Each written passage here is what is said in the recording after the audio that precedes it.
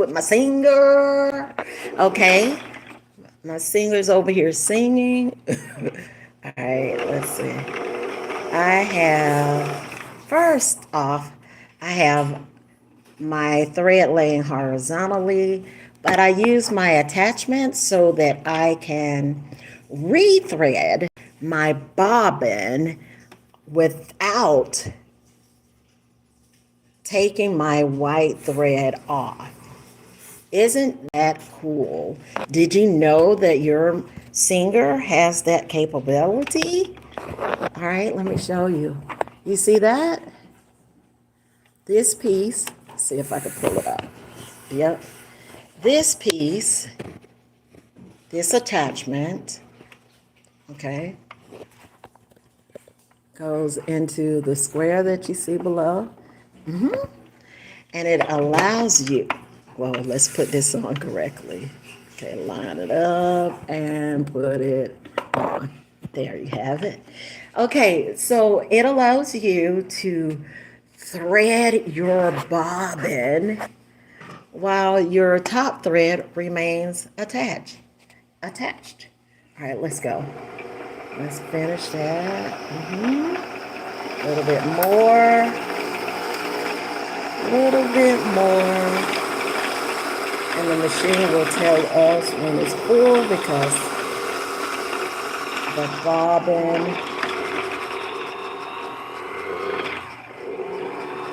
will pause like that. Doesn't want you to feel it anymore. All right, let's remove. Wait. Pull your bobbin to the left. Let's trace this back.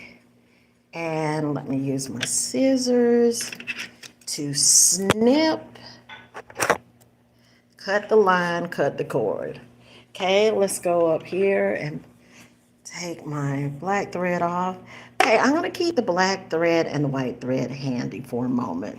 Let me tell you, be the first to say hello, okay? Be the first to say hello. So I'm going to tell you why white thread and black thread at the same time works, okay? But in order to do that, let me move my thread over for a moment. I'll put it to the back on top of my books. Who else has books behind their sewing machine? I do. All right, so with one hand, I could thread this bobbin. I did it with my brother, and I can definitely do it with the singer. Okay, trace that along there. Wait, trace that. Okay, keep going. Look how, well, let me look with my eyes so it can be simpler. Look at that. It's so simple. No wonder it's called simple. All right, so let's put the cover back on. But as you can see, oh, I almost knocked my camera down. Bear with me, guys. So in the bottom, I put the black thread on the bobbin. At the top, I have the white thread. Well, let me tell you something. Let's make this real. Sometimes in life, you have to mix it up, okay? We're mixing it up today. And we're mixing it up for good reason. We're mixing it up because I have my high-rise jeans. Okay.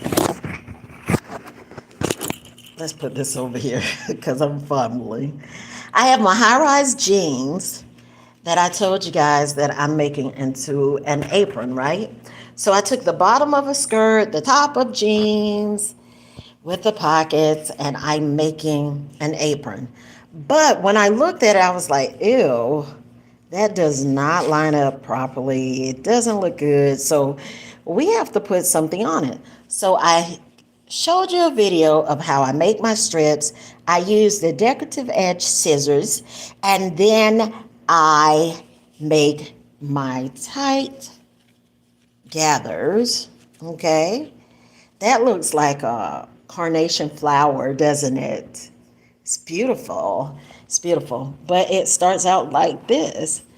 And I also told you in a previous video how I use my husband's trusty tool that was for a whole nother career. And I use it so that I can go from this straight piece of fabric or strip to this beautiful carnation looking gather. Okay? Well, I'm covering the top of this apron with the white to pair with the pink. You see that? Looks good together, right?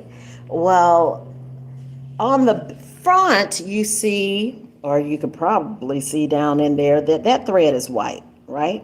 No problem, because the top of the fabric is white. Let's flip this over, okay? Let's flip this over. Here's the problem.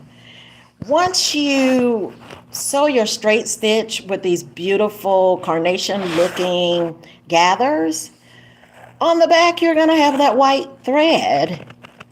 But I'll tell you a technique for getting rid of that tacky thread look on the back of your garment when you're sewing. You do that by looking at the color of your fabric, okay? The fabric on the top is white, so your top thread is going to be what? White. You got it. The bottom fabric, though, is going to be black.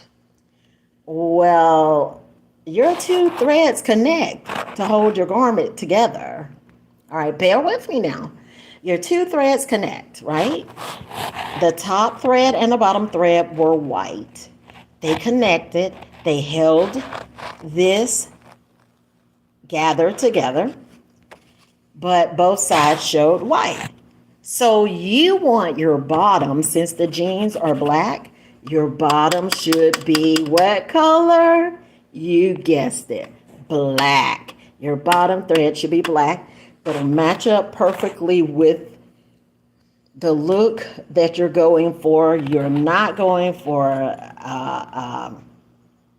white thread to be showing after you finish with a beautiful front finish. Okay, you want the black thread to blend in with your black fabric. That's it, guys. Just that quick, just that cool. I mean, black and white, you put those together and you never know what you'll get. This in sewing, and sometimes you have to mix it up in life as well. And guys, it works out. I'm telling you, it works out beautifully. Look at that. Look at that. Okay, well, thank you so much for coming on, and hello to all of the people who stopped by. Go ahead and look at some short videos. Go ahead and look at old videos. All of them tell you something cool and something useful, because I only do meaningful conversation on these videos. Thank you so much, and look at it at your own convenience. Go ahead and subscribe and like something. Thank you. Have an amazing day. Bye-bye.